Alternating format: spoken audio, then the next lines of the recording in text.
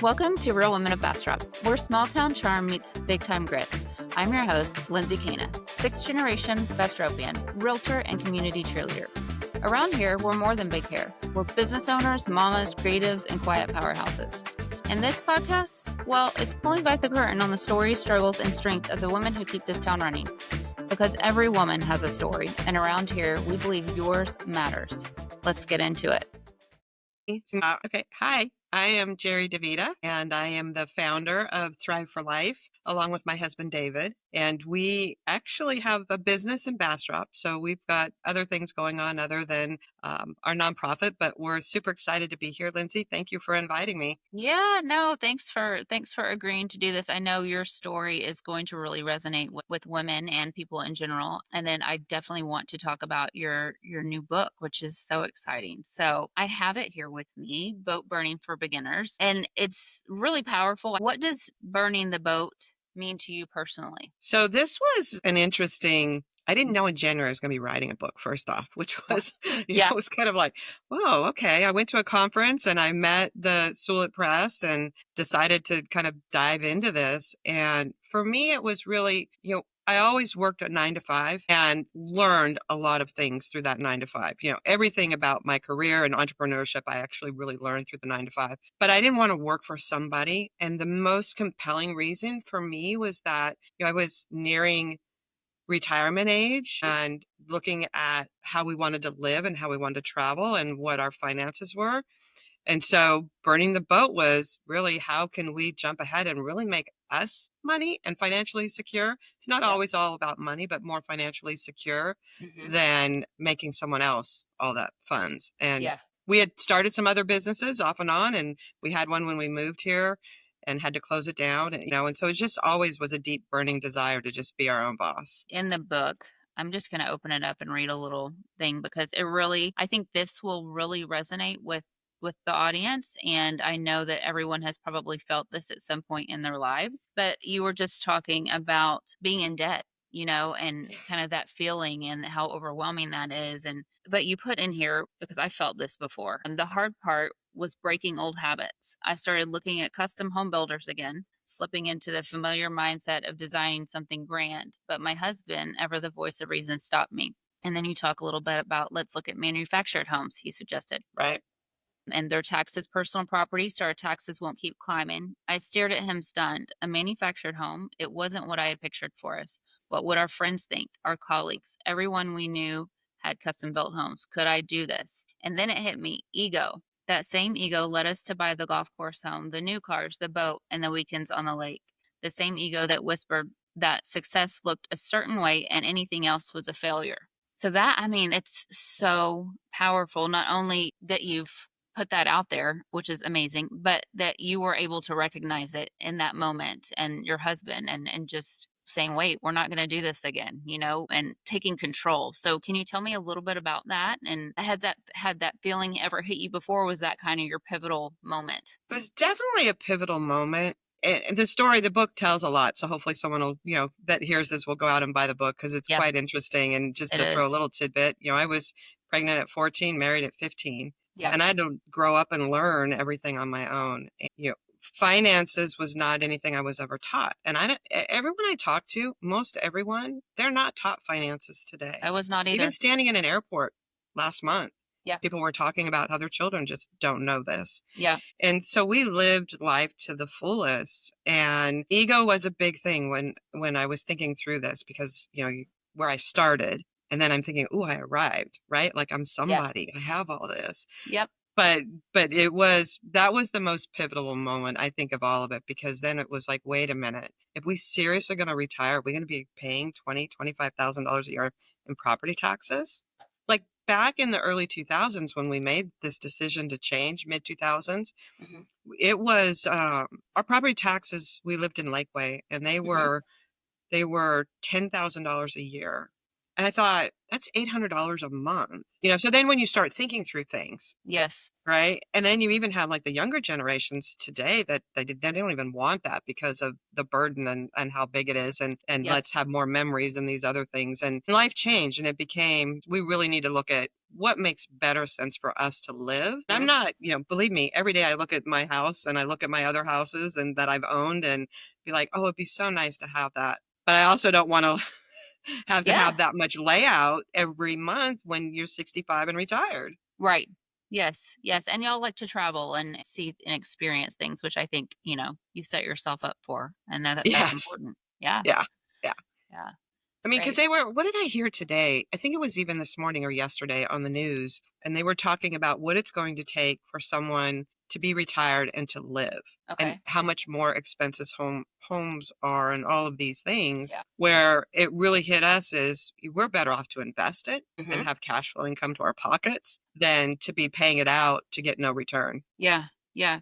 So And is get the that ego something? out of the way, right? Who cares? Yeah, no, that's yeah, and I think, it's a struggle and my husband doesn't think that way, but I've, I he's probably more like your husband. But yeah, I mean, I've that's been something I've struggled with off and on and finally, I don't know, I think when you hit your 40s, it's just like this whole different view on life. I mean, for me at least, and it's just, less is more and it is about your relationships. I mean, for me, yeah. So, Less is definitely more. Like I keep for years now, probably 20 years, we were like, let's build an in-ground pool. Here's a mhm. good example. And Yeah, I would absolutely love one, but they're so darn expensive now. and high I maintenance, think they're yeah. $100,000 when I looked at them a couple years ago. And I Yeah, thought, I could buy a house. I could put 5 or $600 in my pocket every month. yeah, So I don't do it. yeah. I won't do it. Great point. Great point. Yes, I love that. And so with the business that you and your husband own, Thrive for life. Thrive for Life, is this something you teach? So you're teaching financial strategies. Tell me a little bit more about that. How So y'all are we helping. we founded Thrive for Life in December will be 3 years. And our goal was it really started with David wanting to give back to young students education in the skills, Mm, trade skills. So the lost mechanic, the art of the lost mechanic, the art of the lost, got it. the plumber, the electrician, all of those things. And on our street, we have 17 and 18-year-olds that come over here and knock on our door. Is David home? And he's 73. And Yeah, so this is where, we were like, how can we give back? So we yeah. started it with that premise in mind, but we wrote the charter very broad and we've helped a few people. We partnered with the Bastrop Chamber last year with the Lemonade Day Oh and yeah, supported the young entrepreneurs. that's a great event. And all last year as I was thinking about what can we really put in place that will really help people and just kept praying about that. And we were coming to the election. Everyone was talking about how expensive groceries were, Hmm. how they couldn't pay for their bills or, daycare, like everything you can think of, right, that we experience today. And I thought, this is what we can do. This Hmm. is what we've lived and we've overcome. And let's teach others because that foundation isn't there. And so our focus and our goal, we launched in May the foundation course for financial literacy. I'm in the midst of writing the next course, which is on the investment strategies and risk assessment, all of those things to work Hmm. through as if you want to become an investor, what are the types of investments are out there? What's your Wow. risk profile? Right? Because some of us are really risky and some of us aren't so Yeah. risky. And I think it changes with age as well. That's our focus and that's what we're doing is really driving the financial literacy foundation to freedom. Yeah. I love that. That's so important. And the courses that you're writing, are they in-person classes? Are they online? How are y'all presenting the They'll information? probably be both. Okay, And that's what nice. we're looking for. So our Yeah. first one was in person just to kind of get a baseline. And the next couple, I think this year they'll all be in person. We may have one because we're partnering with Unbreakable Enterprises and we'll Nice. be doing that nationally and potentially even internationally teaching Yeah, the wow. Unbreakable Finances is what it's Oh, called. So we'll be working on that. So that's new to come. And probably within the next quarter, we'll see something on that. that's But we're looking to exciting. do both because of our reach, right? Yeah. And then Oh, it yeah. will depend on grants as well and donations to what the requirements are. Mhm. So, if we have a Bastrop County, then we'll be able to focus more on Bastrop County plus nationally. So the way we have to track it. Okay, let's do this one.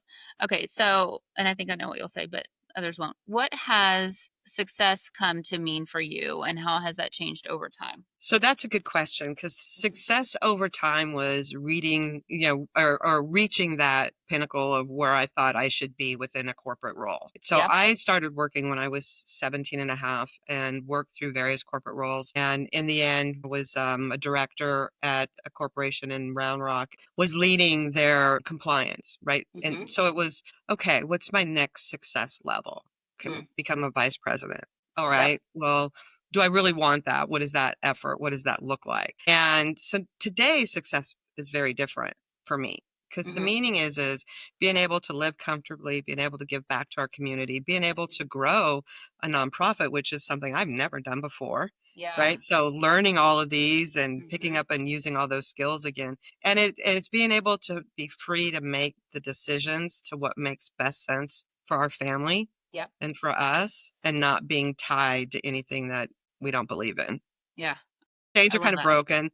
Yeah. During COVID, right, during the pandemic, we had to make some choices. Everyone had to make choices. And when you're financially free, your choices might be different.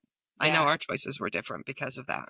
Yeah, I love that. That's beautiful. It's yeah, and I think, for a lot of people though, they're still, in that climbing the corporate ladder mindset, and it might be the right thing for them and they might be able to balance it all, but I know so many struggle with just that Yeah. pull to need to get to the highest point, but then it's like and then what, you know? So Right. I think for Well, you, it's incredible to see you like doing the learning different things because for me, that's also what I define success by is am I learning something new? Am I right. growing, my mind and my skill set and in different areas? So, and I see you doing that. So that's incredible. Oh, Yeah. thank you.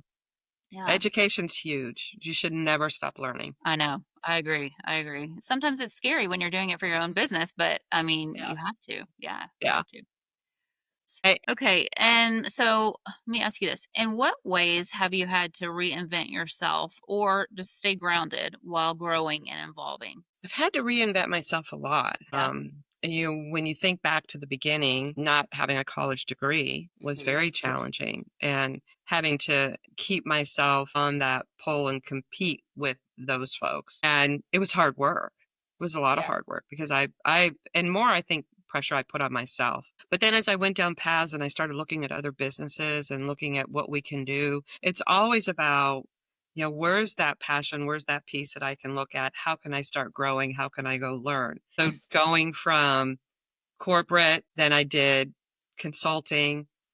And then we had, the 2008, 2009. And I was like, I don't want to go on the road full time. So I went back corporate Yep. and, it was still just that drive. And so Hmm. then how do I go make it work with our management company in real estate? Yeah. And so getting in there and learning everything that we could learn to apply it, we would, the first class we did, I think we spent $10,000 Oh, and it was wholesaling. We jumped all in and I worked my day job and I worked my night job, yeah. which was that, Yeah. and had a team. So that was, again, reinventing like, how can we go all in and make this happen? Yeah. Wow. And you're going to have failures. I mean, Hmm. everything that we do, as you know, Yeah. some things will work, some things don't, but you just have to keep looking forward. Yep. I always say there's a door. I Yes. always use the analogy of look at your house. How many doors and windows do you have?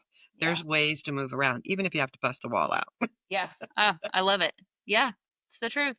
It's the truth. Right. And a lot of people just don't look, right? They're not looking or they're not seeing the opportunity or seeing the other direction that they could go. And so I think it is. I spoke with a woman last week about this, and it's just really opening up and listening and taking the time to be kind of still and quiet and hearing, just hearing where you should go next. So, Yes. yeah. Yeah. Yes. Very cool. Yep.